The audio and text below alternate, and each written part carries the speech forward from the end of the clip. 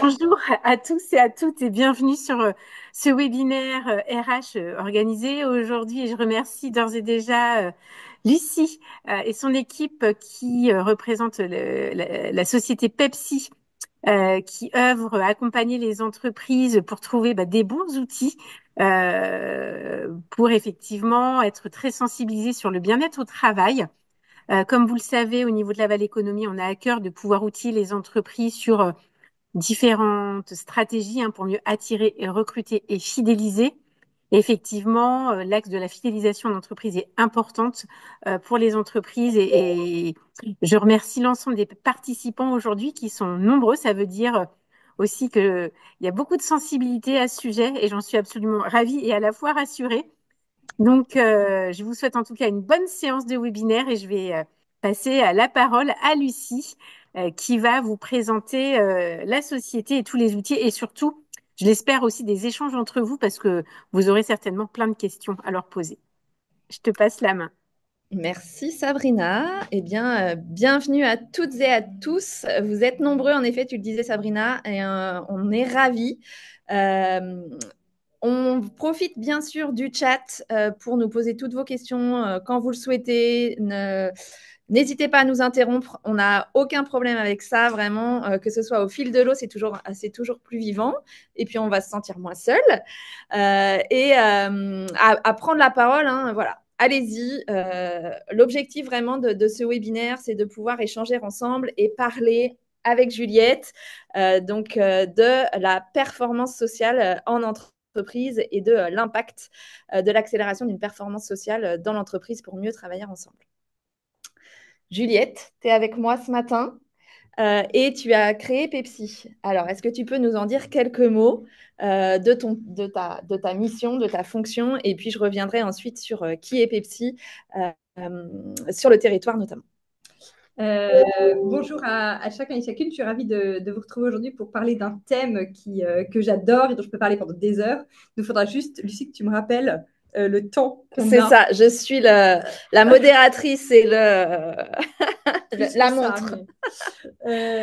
Donc, effectivement, donc, je m'appelle Juliette Lachenal, je suis psychologue clinicienne. J'ai travaillé pendant une dizaine d'années en Angleterre et donc je suis arrivée sur le née en 2019. Donc, je crois que je suis encore un bébé de Mayenne. Et donc, je dirige une entreprise qui s'appelle Pepsi. Et donc, en fait, notre travail, c'est d'accompagner les entreprises à améliorer leur performance sociale. Donc, on va parler de ce que c'est exactement la performance sociale. Et donc là, on voulait vous donner vous donner quelques pistes sur, en fait, c'est quoi, comment, qu'est-ce qu'on fait. Autant la performance économique de l'entreprise, c'est assez clair et on voit bien où ça nous mène et on voit bien pourquoi c'est hyper important de faire attention aux chiffres. La performance sociale, ça peut être un peu plus compliqué parce que tout simplement, il y a beaucoup d'éléments qui sont, sur lesquels on n'a pas toutes les connaissances. Bon, alors déjà, ce qu'on aime faire dans nos webinaires, c'est vraiment répondre à vos besoins, à vos attentes. Donc, on a bien sûr une présentation toute prête, mais ce qu'on aime plutôt, c'est s'adapter à ce dont vous avez besoin, pourquoi vous vous êtes connecté aujourd'hui. Donc, on vous invite à nous partager là, maintenant, dans le chat, pourquoi vous vous êtes dit « Ah, mais Sabrina, elle nous a invité à un super webinaire. Pepsi, ça sonne plutôt bien, ok. » Mais peut-être que vous aviez d'autres raisons pour venir nous rejoindre ce matin. Alors, allez-y, notez dans le chat ou prenez la parole. C'est vraiment ce qui va nous aider à faire en sorte que ce webinaire soit le plus ciblé possible et qu'on soit là, puisqu'on est là pour vous. Donc, comment on peut répondre à vos besoins? Savoir détecter les signaux. Très bien. Ok, merci. Donc ça, en effet, c'est quelque chose qui est très, très important et qu'on fait au quotidien. Mais on peut avoir besoin d'être outillé. Ouais, renforcer le bien-être dans les équipes. Donc, on va pouvoir en parler, hein, le bien-être. Donc, nous, on est axé santé mentale, bien-être mental, tout ça, c'est des choses. Donc, RPS, QVCT, tout ça, c'est des termes qu'on va pouvoir reparler aujourd'hui. Vers qui rediriger? OK. Alors, sachant que là, on a combien de temps exactement? Parce qu'on pourrait passer la journée là-dessus. Ah bah oui, bah là, il est 11h07, il nous reste 50 minutes max. Hein. Ok. OK. Parce qu'effectivement, ces questions sur comment détecter les signaux, là, on va aborder plutôt les signaux. D'ailleurs, au niveau de l'entreprise, on pourra dire quelques mots sur les signaux d'alerte au niveau individuel. Mais ça, effectivement, c'est un gros travail de voilà, comment je détecte les signaux et qu'est-ce que j'en fais, vers qui rediriger. Et vers qui rediriger, ça dépend vraiment aussi de chaque entreprise, de ce qui est mis en place dans l'entreprise. Donc, voilà, on va répondre à ces questions. En partant vraiment de la performance sociale. Merci à chacun pour vos réponses. Ok, top. Bon, alors, bien-être au service de l'engagement dans l'entreprise. Merci pour vos réponses. On va parler très rapidement de Pepsi. Peut-être que certains d'entre vous ont déjà entendu parler de la société Pepsi. Alors, on est basé à Laval, donc on est au cœur de la Mayenne. Eh bien, on est à 5 minutes de la gare, tout simplement. Et on est une équipe d'une dizaine de personnes. Et notamment, tu le disais, Juliette, tu es psychologue et c'est ce qui fait la force de Pepsi, c'est que à la direction, on est impacté directement, on est touché directement par tous ces sujets qui va nous permettre de vous administrer, c'est pas du tout le bon mot, de vous adresser, voilà, des thématiques et de répondre à vos problématiques vraiment parce que on est là dans le vif du sujet. On accompagne aujourd'hui plus de 80 entreprises. Alors, vous reconnaissez certainement déjà quelques enseignes et on peut s'arrêter notamment sur la CNMSS. Peut-être que certains d'entre vous connaissent. Donc, c'est la Caisse nationale militaire de sécurité sociale. Et donc, nous accompagnons les 600 000 militaires de France pour faire de la prévention en santé mentale. D'autres belles enseignes en Mayenne, VNB, Stade Lavallois notamment, Cepal, Serre France, Actual, Altoneo ou encore bien d'autres structures. Et donc, vous voyez que les structures sont très variées. On va aller des centres hospitaliers ou EHPAD aux industries, aux clubs sportifs ou aux cabinets d'expertise comptable, par exemple. Et donc, c'est vraiment parce que on a envie d'adresser ces enjeux de prévention en santé mentale. Alors, c'est une grande cause nationale depuis cette année, mais c'est des sujets qu'on adresse déjà depuis on va dire, plusieurs années déjà. Et c'est vrai que la question de la performance sociale, elle concerne toutes les entreprises, quelles qu'elles soient, quel que soit le type d'entreprise, en fait, c'est comment faire pour que les personnes soient engagées, heureuses de venir au boulot et performantes. Et pour ça, eh bien, on est accompagné d'un comité scientifique de très haut niveau pour pouvoir vous fournir toujours le meilleur et surtout des outils qui sont scientifiquement valides. Et donc, on est toujours conseillé pour pouvoir vous donner le meilleur et on est également accompagné par un réseau de psychologues. Alors, Juliette, en quoi la santé mentale est-elle un levier de performance sociale? Alors, santé mentale, performance sociale. Déjà, c'est deux termes un peu complexes. Alors, on va commencer le deuxième. Peut-être par quelques chiffres. Ouais. Alors, avant de montrer les chiffres, la performance sociale, qu'on soit bien tous d'accord sur de quoi on parle, c'est la performance dans l'entreprise qui est liée au fonctionnement optimal des collaborateurs. Ça veut dire que j'ai une bonne performance sociale quand j'ai peu de turnover, quand j'ai peu d'absentéisme, quand j'ai un bon climat social, etc., etc. Donc, c'est vraiment tout ce qui est lié aux hommes et aux femmes qui font votre entreprise. Et quand j'ai une bonne performance sociale, ça va s'aligner aussi avec la performance économique. Okay.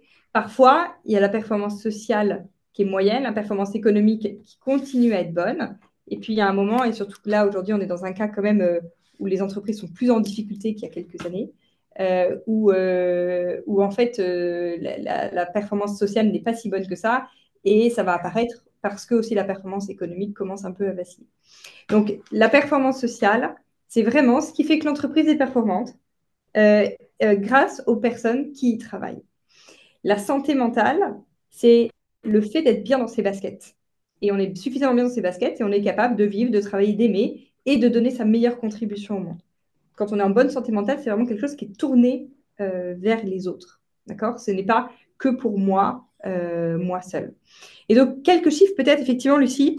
Voilà, alors on va vous faire bosser un petit peu. Selon vous, tu nous as décrit la santé mentale, la performance sociale, Juliette, mais selon vous, eh bien, au sein de vos équipes peut-être, ou en général, combien de collaborateurs ont vécu ces 12 derniers mois un état de détresse psychologique? Alors, est-ce que tu peux expliquer, Juliette, ce que c'est un état de détresse psychologique? Donc, la détresse psychologique, c'est un état qui est vécu par une personne et qu'on a tous vécu et qu'on vivra tous dans notre vie, où, en fait, on n'est plus capable de fonctionner normalement. Donc, ça veut dire que soit je vais me réveiller la nuit et je vais penser au boulot en permanence, soit je vais aller à la boule au ventre au boulot, soit en fait je suis au boulot mais en même temps je suis complètement ailleurs. Et donc, c'est un petit peu comme si on avait des collabs qui venaient au boulot avec 42 fièvres. Et avec le Covid, il y a eu une augmentation qui a été sans doute de personnes qui étaient en difficulté. Mais après le Covid, ça a fait finalement assez peu diminué. Alors, donc effectivement, est-ce que vous pensez que c'est 2 personnes sur 10, un collab sur 2 ou 2 sur 3? Mais là, c'est seulement au boulot ou c'est aussi, ça peut être aussi un sujet perso? Ah oui, la cause, qu'elle soit perso ou pro, effectivement, là, on ne parle pas de la cause, on parle tout à fait de l'état de la personne qui n'est pas bien en ce moment. Et c'est pas juste je suis pas bien aujourd'hui, mais ça dure pendant plusieurs semaines. D'accord? C'est pas juste j'ai un coup de mou aujourd'hui. Ok, alors je vous ai mis dans le chat les réponses, donc vous pouvez soit mettre un pouce sur la réponse que vous pensez, 20%, 50%, 70%, ou écrire dans le chat. Selon vous, combien de personnes, combien de collaborateurs ont vécu un état de détresse psychologique sur ces 12 derniers mois? 20%, donc 2 personnes sur 10, un collab sur 2 ou 2 collaborateurs sur 3. Alors, donc 50%, 50%, 70, 50. Ok, alors on a plus, ce qui ressort, Juliette, c'est plutôt 50%. Oui, effectivement. Alors, effectivement, les chiffres se rapprochent de 50%, sachant qu'en fait, ils sont un peu plus élevés chez les femmes que chez les hommes. Alors, est-ce que les femmes vont moins bien ou est-ce qu'elles en ont plus conscience que les hommes? C'est la grande question. Voilà, on sait juste que les chiffres sont un peu plus élevés chez les femmes que chez les hommes. Et plus élevés aussi chez les moins de 25 ans et chez les plus de... Alors, je ne sais jamais si c'est 50 ou 55 ans. Voilà, mais donc ça, c'est des populations qui sont plus en difficulté. Et il y a certaines, il peut y avoir des états de stress qui vont être très intenses dans certains métiers où on peut s'approcher plus des 70% qui vont être, par exemple, dans les hôpitaux. D'accord? Mais d'une manière générale, on est plutôt sur une personne sur 2 qui a vécu un moment où elle était vraiment en difficulté psychologique au cours des 12 derniers mois. Ce n'était pas pendant toute l'année, mais c'était un collab sur 2. Ok. Donc, ça veut dire que ça a un vrai impact sur la performance sociale de l'entreprise. Même si c'est pas un état même si c'est pas, par exemple, un stress dû au travail. Bien sûr. Oui, tout à fait. On est des personnes à part entière, donc des êtres entiers, et ce qui peut nous tracasser à la maison, on peut le ramener au travail, même si on ne le voudrait pas finalement. Oui, exactement. Et souvent, il y a une imbrication des deux choses. Mais le résultat est le même, en fait. Que ça vienne du travail ou de la maison, je viens avec cet état où je ne suis plus en mesure de travailler, de donner le meilleur de moi-même. Alors, ce qui peut être intéressant, là aussi, tout à l'heure, il y a quelqu'un qui demandait, pardon, j'ai pas votre prénom, je remonte, mais comment on détecte les signaux. J'ai pas votre prénom. Merci pour cette attente. On dit 50% des collaborateurs ont un état de détresse psychologique. Comment on pourrait le voir finalement? Ont vécu, pardon. Ont vécu. Comment on pourrait le voir? Alors en fait, c'est effectivement, il y a des signaux d'alerte qui vont nous... il y a des signaux d'alerte qui vont nous alerter, voilà, et qui vont nous dire, en fait, il y a quelque chose qui va moins bien. Donc, dans les signaux d'alerte qui concernent chaque personne, donc là, on ne parle pas des signaux d'alerte, je veux dire, de l'entreprise. Les signaux d'alerte de l'entreprise qui fait qu'on se dit notre performance sociale est moins bonne, c'est qu'il y a plus d'arrêts maladie, il y a plus de démissions, il y a plus de turnover, voilà, etc., etc. Donc ça, c'est les chiffres des signaux faibles ou d'alerte au niveau de l'entreprise.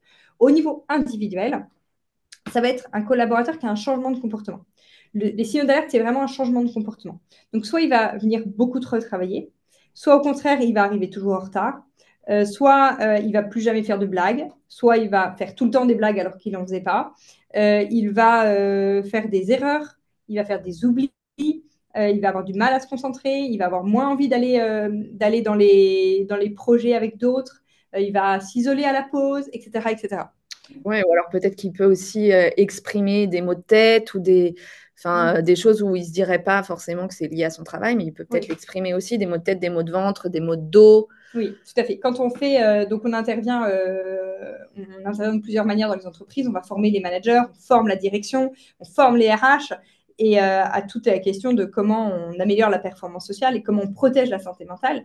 Et on fait aussi des actions pour les collaborateurs. Et ces actions pour les collaborateurs, c'est vraiment des journées de prévention où on va leur parler de comment on gère son stress, comment on évite l'épuisement, comment on retrouve de l'énergie, etc. Et en fait, souvent, effectivement, quand on fait ces journées-là, on a tout le temps des personnes qui nous disent « Ah, bah en fait, j'avais pas compris que mes maux de dos, en fait, c'est que je suis super, super stressée. » Et donc, moi, je passe mon temps à aller chez l'ostéo. Et l'ostéo, il me dit bah, peut-être qu'il y a un autre problème, mais que, en fait, je ne voyais pas très bien. Et là, je le comprends. Donc, souvent, on ignore, en fait, nous-mêmes nos propres signaux d'alerte. Et donc, il y a vraiment un travail pour l'entreprise que chacun prenne conscience de ses propres signaux d'alerte pour pouvoir agir.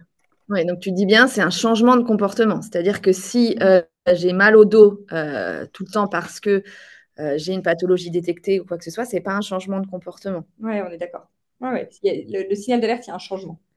Alors, tu parles signal d'alerte. On peut entendre plutôt signaux faibles. Dans le milieu, on entend plutôt les signaux faibles. Pourquoi tu dis signal d'alerte? Parce que le mot signal faible, je ne sais pas pour vous, hein, mais alors moi, je trouve que ça a une connotation hyper négative. Personnellement, je n'ai pas envie d'avoir des signaux faibles. Je n'ai pas envie que mes collaborateurs aient des signaux faibles non plus. Et il y a vraiment quelque chose, vous savez, de cette émission-là, le maillon faible. Vous êtes le maillon faible. Bon, ben voilà. Donc, en fait, personne n'a envie d'être un signal faible. Et un signal faible, franchement, on a envie de le chasser de la boîte plutôt que de se dire qu'est-ce qu'on va faire. C'est pour ça que nous, chez Pepsi, on ne parle pas de signaux faibles. On parle de signaux. Parce que les signaux d'alerte, c'est ce qui va nous mettre en mouvement, nous faire bouger. Quand je détecte qu'il y a un signal d'alerte, il faut, quand je détecte qu'il y a un signal d'alerte, je me mets en mouvement pour bouger. On a Jean-Michel qui réagit en disant il faut prévoir une thérapie. Par rapport au fait que je ne supporte pas le mot signaux faibles. Oui, c'est ça. Je ne sais pas si quelqu'un arriverait à faire quoi que ce soit. Alors, ok, donc on est sur un collaborateur sur deux, mais finalement, on voit bien que c'est quand même difficile à détecter, on est d'accord, hein, et c'est pour ça on fait de la formation pour ça, parce qu'il faut du temps pour apprendre à détecter quelqu'un qui va moins bien, et ça se cache souvent derrière un sourire. Voilà. Combien de collaborateurs en parlent à leur manager? C'est 7%. Donc, j'ai un collab sur deux qui, pendant un an, a eu des vraies difficultés, et il n'y en a que 7% qui vont en parler à leur manager. Donc, c'est pour ça que c'est hyper important de former les managers, mais les RH et la direction, parce que c'est vraiment, voilà, quand on veut faire bouger ces choses-là, il faut que ça bouge à tous les étages. Et vous, RH, parfois, vous nous dites, en fait, j'ai des cas qui me remontent, je ne sais pas très bien comment gérer, parce que parfois, il y a des choses qui sont quand même assez complexes à gérer.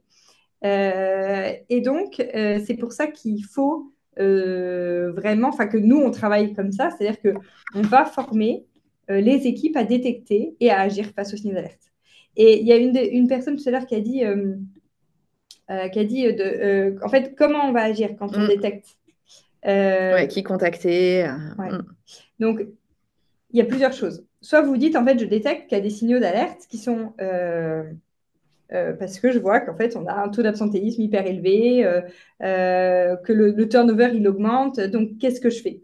Donc, ça, c'est une première chose. Et la deuxième chose, et je pense que votre question a été peut-être plutôt orientée sur si je détecte que quelqu'un va moins bien, qu'est-ce que je fais? Donc, redites-moi pour que je réponde à la bonne question. Mais en tout cas, si je détecte que quelqu'un va moins bien, qu'est-ce que je fais? Et bien là, il faut en fait avoir réfléchi en équipe, en entreprise, sur justement qu'est-ce que je fais. Parce que la réponse, elle n'est pas si simple que ça. Donc nous, on accompagne vraiment les entreprises à travailler sur la réduction des RPS et l'amélioration de la qualité de vie et des conditions de travail et sur ces signaux d'alerte-là. En se disant, en fait, OK, concrètement, je repère que quelqu'un ne va pas bien, je fais quoi? Et en fait, très souvent, il y a des arrêts dans les entreprises quand on voit qu'on nous dit, ah bah j'ai eu des arrêts pour burn-out ou bah, en fait, tout le monde voyait que ça allait pas. Ou la plupart des personnes étaient capables de dire, on voyait bien que ça allait pas, mais on ne savait pas comment faire. Donc, je ne peux pas répondre juste en une phrase pour vous dire, bah, si vous détectez que quelqu'un a des signaux d'alerte, et ben, bien, voilà ce qu'il faut faire. Parce qu'en fait, ça va dépendre de chaque entreprise. Ce qui est sûr, c'est qu'il faut faire quelque chose, il faut agir. Et ça, il faut le travailler en entreprise sur se dire, en fait, quel est notre process? Quand je détecte que quelqu'un va moins bien, quel est notre process? Et si je détecte que c'est lié, en fait, à des difficultés qui sont liées à l'organisation de travail et aux relations de travail, donc qui sont liées à des risques psychosociaux, qu'est-ce que je fais? Et si, en fait, je détecte que quelqu'un ne va pas bien parce qu'il est en plein divorce, je fais quoi? Parce que concrètement, ça ne concerne pas l'entreprise. Mais par contre, ça a un vrai impact sur l'entreprise. Donc, comment j'agis? Voilà. Donc, c'est une réponse un petit peu à la normande. Peut-être bien que oui, peut-être bien que non. C'est peut-être parce que tu es normande, justement. C'est sans doute parce que je suis normande. Mais c'est vraiment, on ne peut pas y répondre tout de suite comme ça. Par contre, il y a des choses à mettre en place pour pouvoir agir. Et nous, on accompagne les entreprises justement pour réfléchir sur leur process et sur qu'est-ce qu'ils font quand un collaborateur va moins bien. Ouais, ce serait un peu comme ce qu'on peut voir dans certaines entreprises quand on forme les secouristes du travail. Il peut y avoir des procédures qui sont affichées avec la liste des secouristes du travail et de savoir qui contacter, etc. Mais c'est vraiment aussi dans cette veine-là de se dire, OK, comment on vous aide à travailler votre process pour que on puisse intervenir au plus vite quand quelqu'un détecte. Alors, soit nous en tant que RH, soit en tant que manager ou soit en tant que collaborateur, on a tous un rôle à jouer finalement. Mais tu le dis, nous, on n'est pas psy. Donc, on peut être démuni finalement. On peut se dire, bah non, mais en fait, je ne sais pas quoi faire. Donc, bah, ça va peut-être aller mieux et je fais rien. Mais en fait, on a quand même un devoir d'agir, de prévenir, d'alerter. Oui, on l'a pas mis là, mais dans le Code du travail, c'est bien inscrit que en fait, l'entreprise doit protéger la santé physique. Donc là, vive les EPI, voilà, casque de sécurité, chaussures de sécurité, etc. Et la santé physique et mentale. Et donc, c'est là où, en fait, c'est souvent beaucoup plus compliqué parce que c'est un petit peu plus compliqué de comprendre la santé mentale et de se dire, bah oui, mais ce qu'on vient de le dire, si la personne est en plein divorce, bah franchement, ça ne me concerne pas, c'est pas de la faute de l'entreprise. Oui, sauf que l'entreprise, en fait, ça a un impact et elle a une obligation quand même d'agir. Mais donc, je crois que je n'ai pas répondu à ta question parce que je suis repartie sur... Avez-vous des éléments sur la mise en place de premiers secours psychologiques via SST ou autre personne?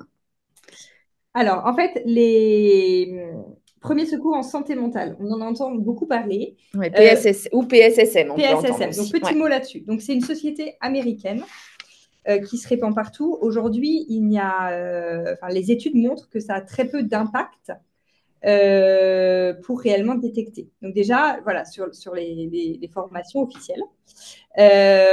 Ensuite, ce qu'il faut vraiment, c'est dans le monde de l'entreprise, et c'est pas adapté à l'entreprise, parce que ça va être vraiment comment, si quelqu'un fait une bouffée délirante, qu'est-ce que je fais? Oui, c'est une formation plutôt citoyenne pour tout un chacun. On peut se retrouver avec finalement des personnes de partout, de tout milieu. Oui. Et il va y avoir des grosses parties sur les maladies psychiatriques et puis le risque suicidaire. Voilà. Donc, on a certaines entreprises qui ont fait cette formation et qui sont venues nous voir en panique en disant en fait déjà ça a mis mal à l'aise beaucoup de personnes dans l'équipe. Ou réactiver. Et en fait, puis c'est pas utile en fait en tant que manager.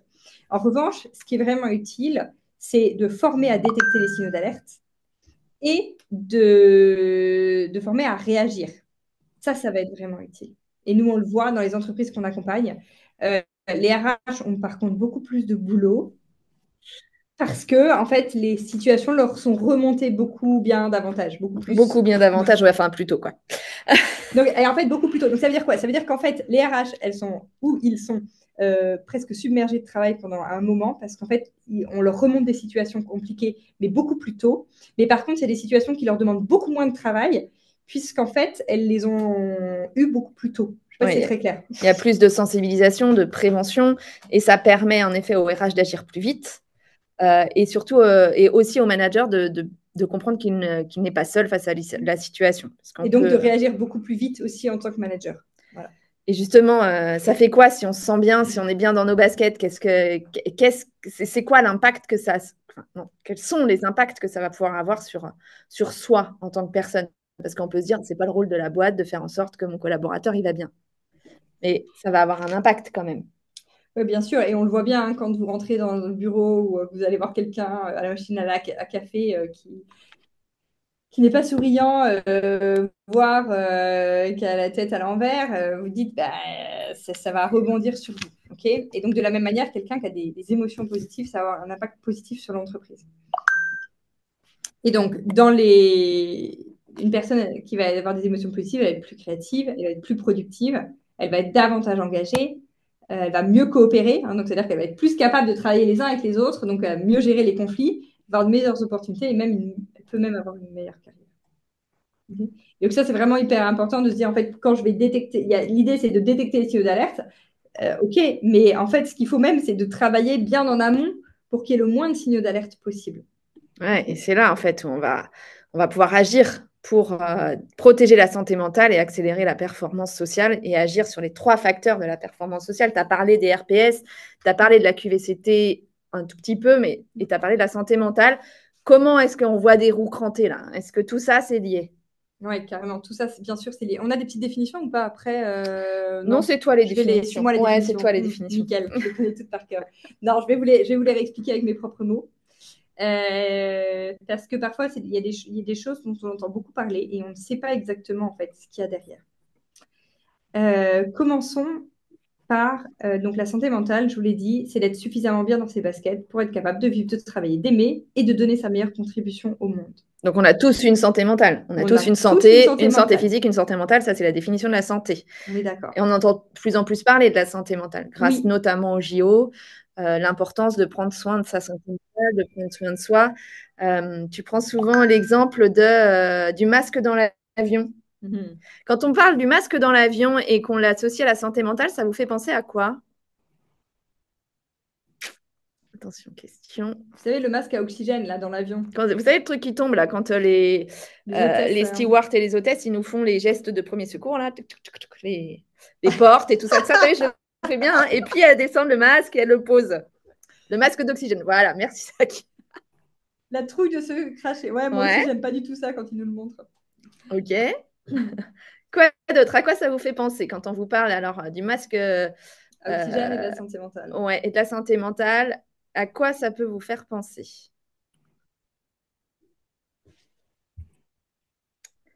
Alors, je ne sais pas si vous avez déjà été dans un avion et que ça vous a surpris, parce que l'hôtesse, elle commence toujours par dire « Moi, je suis maman. » Et alors, chaque fois, ça me fait bondir.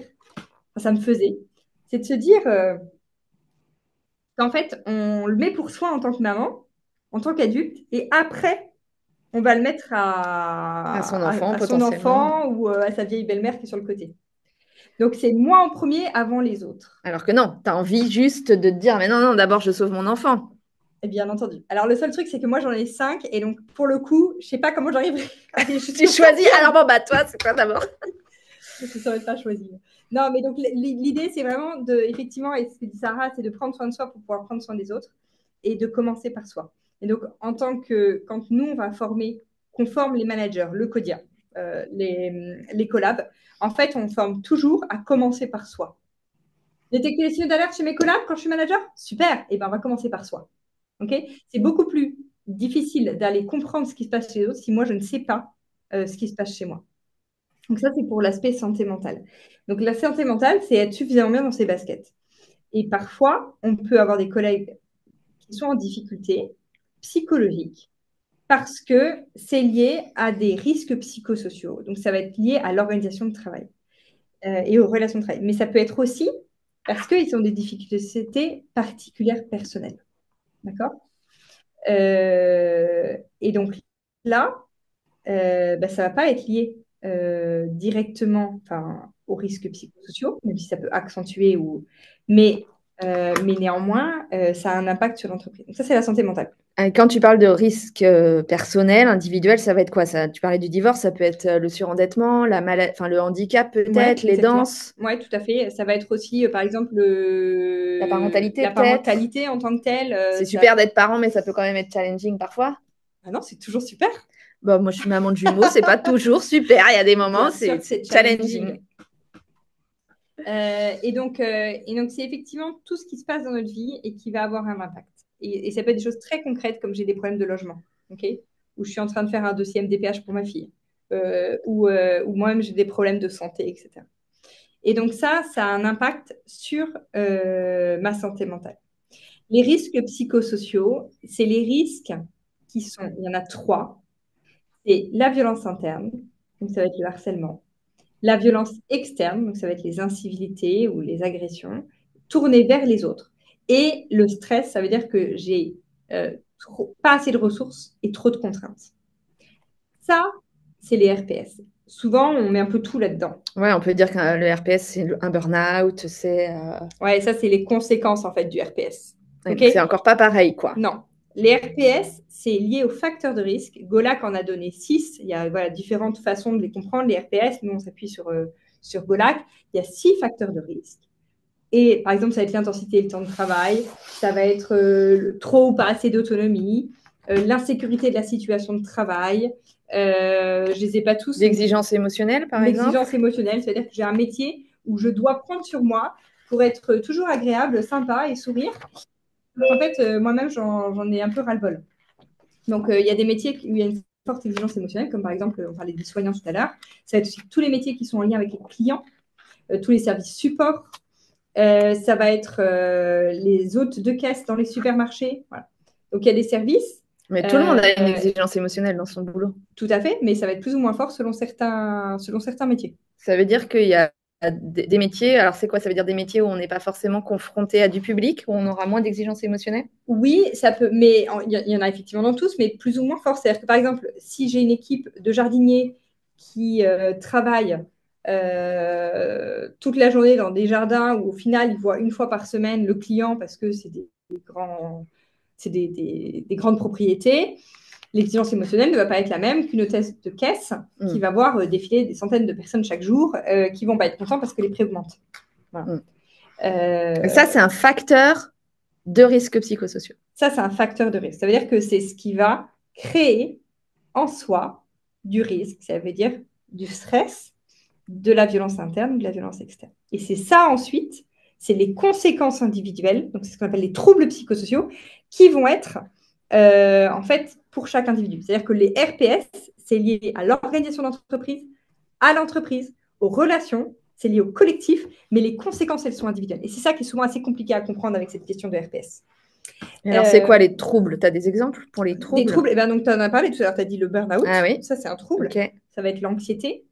Ça va être les troubles de sommeil, ça va être les troubles musculo-squelettiques, donc j'ai mal au dos et c'est pas le fait finalement que lié à la position. Il va y avoir les accidents de travail.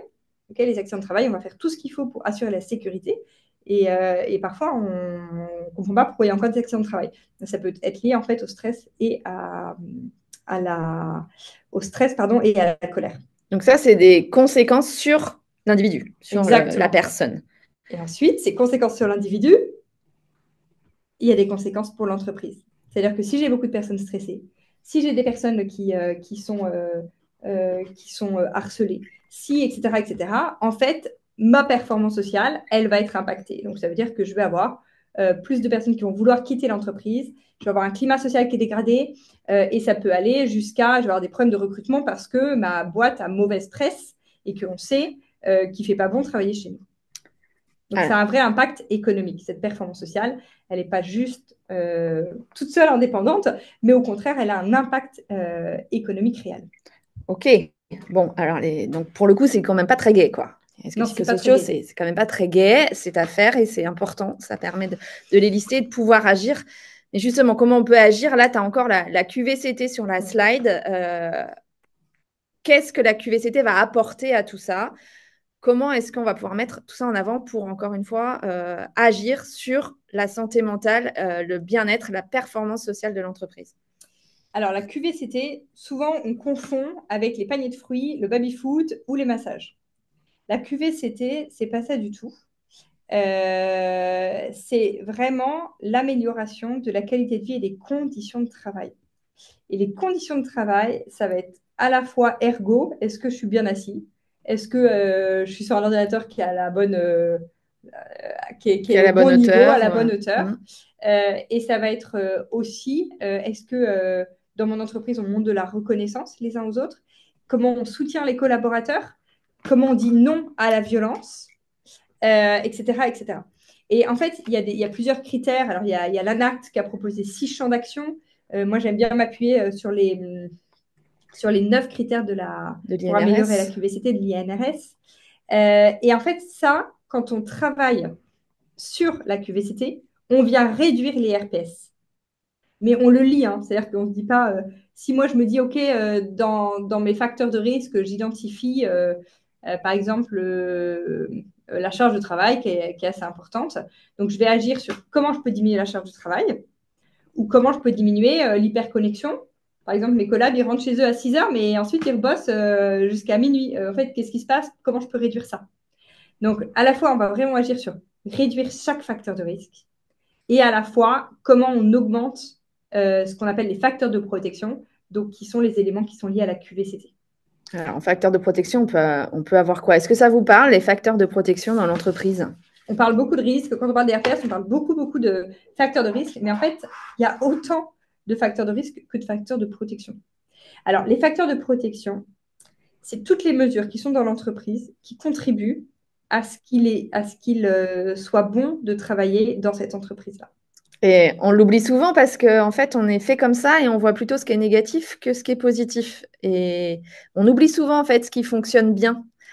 Et c'est pour ça que c'est important quand on travaille sur les RPS de pouvoir relister et que ça vienne aussi des équipes avec qui on travaille, de pouvoir relister ce qui fonctionne dans l'entreprise. Un exemple, et vous allez pouvoir nous en donner d'autres, un exemple, ça peut être des lieux, des locaux qui sont très sympas. On vient de déménager, on se retrouve dans des locaux sympas. Ben ça, c'est un facteur de protection. C'est toujours sympa de bosser dans un lieu chouette et agréable. Et ça va être des locaux où je peux m'isoler pour passer des coups de fil. Donc ça, c'est des facteurs de protection.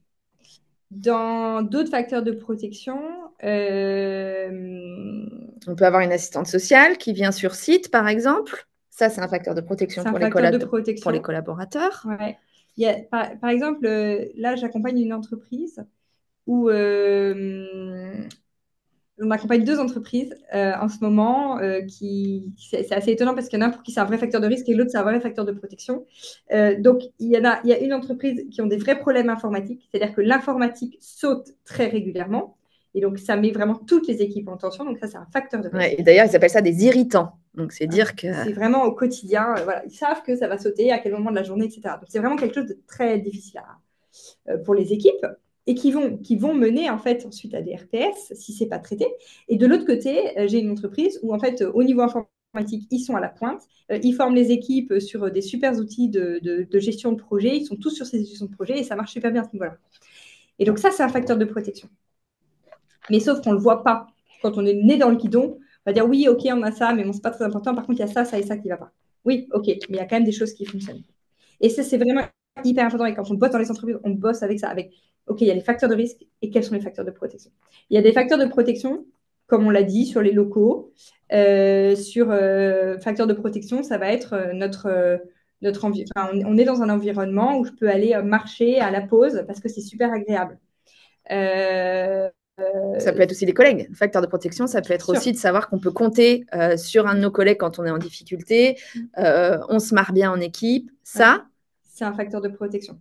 Et énorme. Dans tous les hôpitaux où il y a beaucoup de facteurs de risque, les soignants ou le personnel qui travaille à l'hôpital nous dit OK, c'est vrai, il y a ça, ça et ça, mais alors, vraiment, on rigole beaucoup entre nous. Il y a beaucoup d'humour.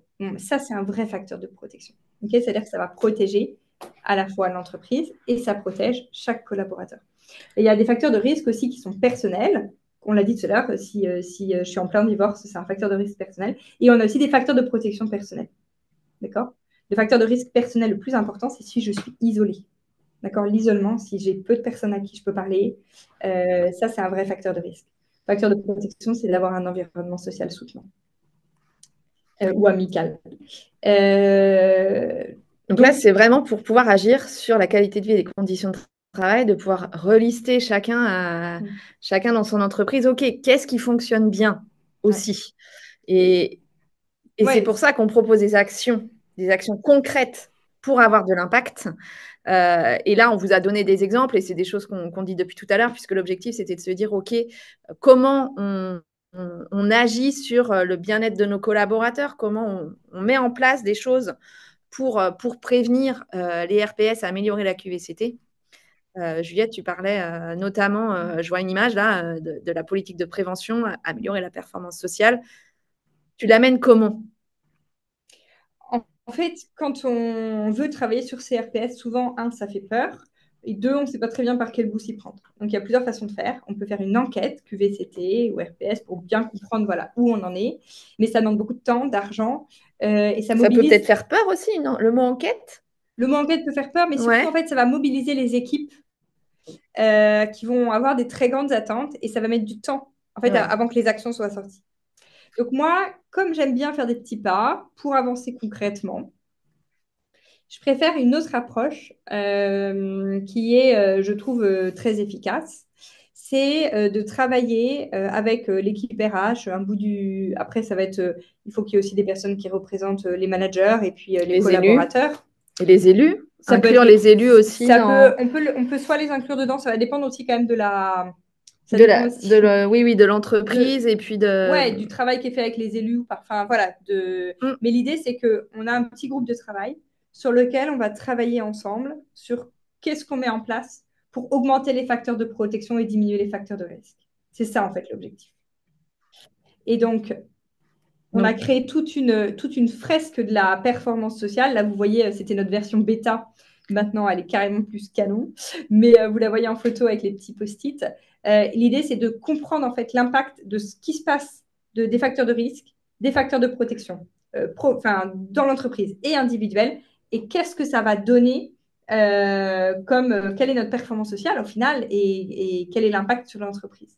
Et à partir de ça, on va pouvoir réfléchir à des actions concrètes. Et donc, tu as parlé tout à l'heure d'assistanat social, qui est une action concrète d'un facteur de protection mis en place par l'entreprise qui va agir notamment sur les difficultés individuelles. Par exemple, on parlait d'endettement. Je suis en surendettement. L'assistance sociale va pouvoir m'aider. Et donc, ensuite, moi, je vais avoir une charge mentale qui va diminuer et donc je vais être mieux capable de travailler. Mais il y a aussi des choses qui sont des actions plus simples, moins coûteuses, qui va être par exemple comme d'augmenter la reconnaissance dans mon équipe. Okay. Et donc ça, la reconnaissance, ça coûte rien. Sauf si c'est la reconnaissance sur salaire, et on ne peut pas toujours faire de la reconnaissance sur salaire. Eh ben, en fait, c'est même assez délétère dans une entreprise de ne faire que de la reconnaissance sur salaire. On est bien aligné, je pense, sur ça. Justement, tu as animé un webinaire ce matin sur la reconnaissance, comment faire de la reconnaissance autre que le salaire.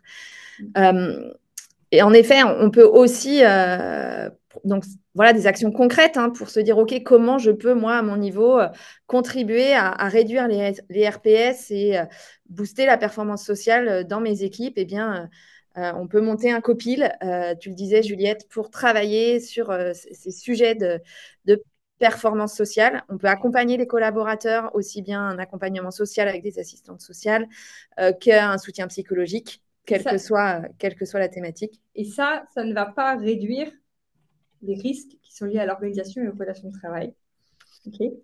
En revanche, ça va épauler les collaborateurs qui sont en difficulté, que ce soit perso ou pro.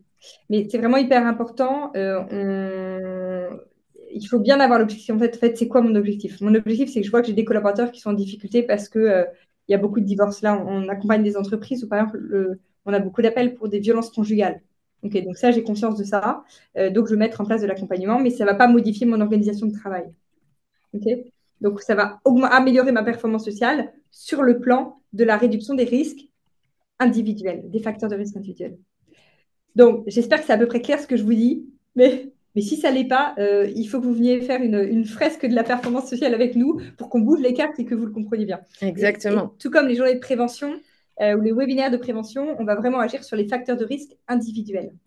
On peut peut-être, il nous reste quelques minutes où on est là aussi pour répondre à toutes vos questions. Et puis, on va rentrer un petit peu là sur les minutes qui nous restent, puisqu'on vous a donné des pistes sur la formation des managers, des RH, des élus, à apprendre à protéger la santé mentale des équipes en entreprise. Alors, on parlait tout à l'heure de la formation PSSM, Premier Secours en Santé Mentale, qui est une super formation citoyenne. Et bien, vous avez ici aussi une formation qui va permettre d'adresser les enjeux de votre entreprise, puisqu'on va faire du sur-mesure et on va travailler sur tous ces enjeux. Et tu le disais, Juliette, pendant cette heure où on a échangé avec vous, on va d'abord apprendre à prendre soin de soi. Alors, faire une formation pour prendre soin de soi. Est-ce que c'est pas un peu New Age? C'est pas, je sais pas, c'est bizarre. quoi l'idée? Alors, l'idée déjà, c'est qu'on on s'appuie que sur des outils qui sont scientifiquement valides. Okay, donc, on ne va pas vous faire passer des tests à la mort moelle-neu. Mais l'idée, ça va être vraiment de connaître en fait nos propres signaux d'alerte. Je connais mes signaux d'alerte, je connais mes ressources et je connais les ressources que j'avais autrefois mais que je n'active plus. C'est quoi une ressource? Une ressource, c'est toutes les choses qui sont en nous ou à l'extérieur de nous et qui nous font vraiment du bien. Okay, je dis vraiment parce qu'on a aussi des fausses ressources et on est des champions d'aller chercher des fausses ressources. Vous savez, le petit verre de vin le soir parce que je me dis, bon, ça va m'apaiser après cette journée de travail. C'est ce qu'on appelle une fausse ressource parce que ça va mener à l'addiction, tout comme le carré de chocolat quand il remplit cette même fonction. La vraie ressource, c'est la ressource qui fondamentalement va me faire du bien et sur le long terme. Et alors, ça peut être quoi? Ça peut être, par exemple, passer du temps entre amis, ça peut être aller marcher dans la forêt, ça peut être des choses comme ça? Ouais, faire de la moto, mais pas trop vite. Par exemple. Parce que ça, aller vite en voiture ou en moto, justement, on se dit, ah, je suis hyper stressée, je vais prendre ma moto, là, ça va me faire du bien. Bon, bah là, c'est plutôt délétère. Il y a quand même le risque. Ça ne veut pas dire que faire de la moto, c'est pas bien. Ça veut juste dire que faire de la moto pour aller faire de la vitesse et se mettre en danger, hein, finalement, c'est toujours le sujet. Hein, comment on prend soin de soi. Apprendre à prendre soin de soi, c'est un vrai sujet et travailler sur nos propres ressources. Mais on pourrait se dire, non, mais attends, j'ai 40 ans, je me connais, c'est bon, je sais très bien comment je vis, enfin, je sais qui je suis. On ne va pas me faire une formation sur le prendre soin de moi. En fait, on évolue tout le temps. Alors, on évolue tout le temps et surtout en tant que soit manager d'ailleurs RH ou élu, on est souvent le nez dans le guidon. Enfin, nous, c'est vraiment les retours qu'on a en formation. Hein. C'est on est le nez dans le guidon. On sait qu'en fait, il faudrait qu'on prenne soin de nous, mais en fait, on ne le fait pas.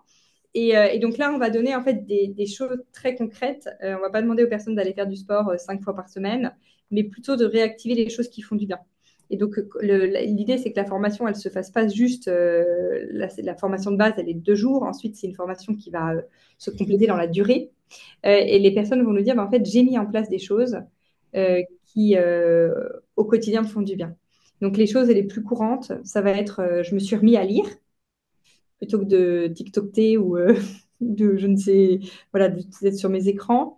Ça va être aussi, on me dit beaucoup, je me suis remis à marcher.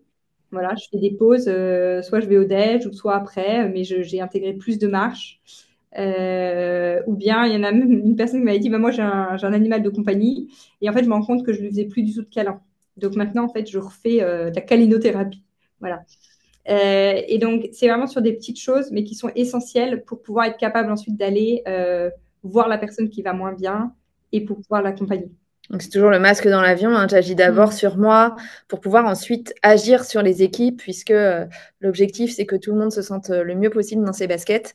Et donc, bien comprendre ce qu'est la santé mentale, comprendre comment moi je fonctionne et comment j'appréhende les signaux d'alerte qui peuvent être présents chez un des collaborateurs de mon équipe. Et surtout, si je détecte quelque chose, comment j'agis. Donc là, c'est vraiment accompagner les équipes à agir et savoir comment agir, qui contacter, quel est mon rôle et comment bien réagir. Et ça, en fait, on le co-construit avec l'entreprise qu'on accompagne. C'est-à-dire que le process ne va jamais être le même. Parfois, ou même souvent, il n'y a pas vraiment de process qui est en place. Et donc, on va travailler avec l'équipe RH pour dire, OK, en fait, vers qui on redirige? Quel est le process? Qu'est-ce qu'on fait? Qu'est-ce qu'on met en place? Et donc, ensuite, tout ça, nous, on le transmet au manager. Et l'objectif, c'est qu'ils repartent, et on le voit un tout petit peu sur la slide d'avant, ils repartent avec une carte sur laquelle ils doivent mettre en place 4 choses. Une chose pour prendre soin de moi, une chose pour diminuer les RPS ou améliorer la QVCT dans mon équipe. Donc, on les fait vraiment travailler sur les 9 critères voilà, dont on a déjà parlé. Et une chose pour mieux gérer mes réunions d'équipe et mettre un peu de prévention dans mes réunions d'équipe et dans mes entretiens individuels. Et les entretiens individuels, on encourage bien entendu à ce qu'on ait plus de 1 par an, ce qui se fait encore dans beaucoup d'entreprises. D'avoir qu'un entretien par an, mais voilà, on sait bien que plus on a d'échanges, plus on va pouvoir dégonfler des situations. Un entretien très formel, hein, comme c'est demandé, et puis peut-être avoir des temps un peu plus privilégiés. Donc, on voulait vous échanger là-dessus sur cette formation, et puis bien sûr, en autres actions hein, qui peuvent être à destination de tous les collaborateurs. Ça peut être aussi comment j'améliore la santé mentale de mes équipes, comment j'améliore leur bien-être. Eh bien, j'agis sur des thématiques qui les concernent par des ateliers de prévention, de sensibilisation sur toutes ces thématiques de santé mentale. Ici, vous avez un large spectre, mais la liste n'est pas exhaustive de tous les sujets qui peuvent être adressés. On va arriver à la fin de ce webinaire et on serait vraiment ravis d'avoir vos retours. Avec quoi vous repartez aujourd'hui de ce webinaire, de cette heure qu'on passe ensemble. Partagez-nous dans le chat eh bien, ce que vous avez retenu aujourd'hui et peut-être ce que vous avez envie de mettre en place. Ou alors prenez la parole. Oui, hein, chacun a le droit de désactiver son micro pour s'exprimer de vive voix. Nous, on a beaucoup parlé. Hein. Et et là, tu en as parlé, Lucie, tout à l'heure en parlant du webinaire de ce matin sur exactement, sur la reconnaissance. Sur la reconnaissance. Là, on a toute une série de webinaires dans les semaines à venir qui va être sur les facteurs de risque et les facteurs de protection dans l'entreprise. Donc, on va aller. Voilà. Donc, ce matin, on a parlé de la reconnaissance, qui est un facteur de protection. Et donc, si vous voulez vous inscrire, vous pouvez le faire là. Exactement, on fait chaque semaine un webinaire un webinaire destiné aux équipes RH hein, pour voilà, apprendre toujours un peu plus comment agir sur les RPS. Donc, ce sont des webinaires gratuits que Juliette anime et vous donne plein de tips. Donc, voilà, vous êtes les bienvenus avec grand plaisir. S'il n'y a pas d'autres réactions, eh ben, on va officiellement conclure. Déjà, je tiens à vous remercier hein, Juliette et puis Lucie de votre chouette intervention qui permet effectivement de rebalayer voilà, quelques bonnes pratiques ou du moins donner envie d'aller plus loin. Pourquoi pas avec vous pour effectivement mettre en place des démarches plus complètes. Moi, je remercie chacun et chacune des participants. Comme je le disais en introduction, ça prouve que les entreprises ou les représentants d'entreprises, qu'ils soient RH ou dirigeants, sont sensibles à vouloir mettre en place des actions d'amélioration pour leurs salariés. Donc ça, c'est plutôt très encourageant. Vous recevrez à tous et toutes la présentation hein, que Lucie va m'envoyer avec le lien replay hein, s'il y a besoin de revisionner ou de partager. Il y aura également un post sur les réseaux sociaux. Et puis aussi de vous annoncer le prochain webinaire RH qui aura lieu le 26 juin avec un tout autre dispositif hein, qui s'appelle Managetic, plutôt qui propose à certaines entreprises qui souhaitent se lancer sur la certification de bonnes pratiques managériales. Donc, enfin, j'ai envie de dire ça a du sens hein, parce que quand on fait bien les choses, on peut avoir de quoi être certifié entreprise d'excellence en termes de management. Donc, webinaire qui aura lieu le 26 juin. Et le prochain atelier RH qui a lieu en présentiel cette fois-ci le 12 juin, mais il n'y a quasiment plus de place. Pour trouver le lien pour s'inscrire sur mon compte LinkedIn ou sur le site de Laval Économie qui est comment animer et présider un CSE. Voilà, Wow. je vous remercie, mesdames et les participants. Et on se dit à très bientôt. Hein. Je retransmettrai à tous les coordonnées, évidemment, de Pepsi pour les prochaines mises en relation, je l'espère. Merci beaucoup, Sabrina. Merci Sabrina pour l'invitation. Merci beaucoup à toutes et tous. On a voulu vous partager en effet des tips tout au long de cette heure. Donc, c'était un plaisir de vous avoir et au plaisir de vous croiser. Très belle journée. Bonne fin de journée à vous. Merci, au revoir.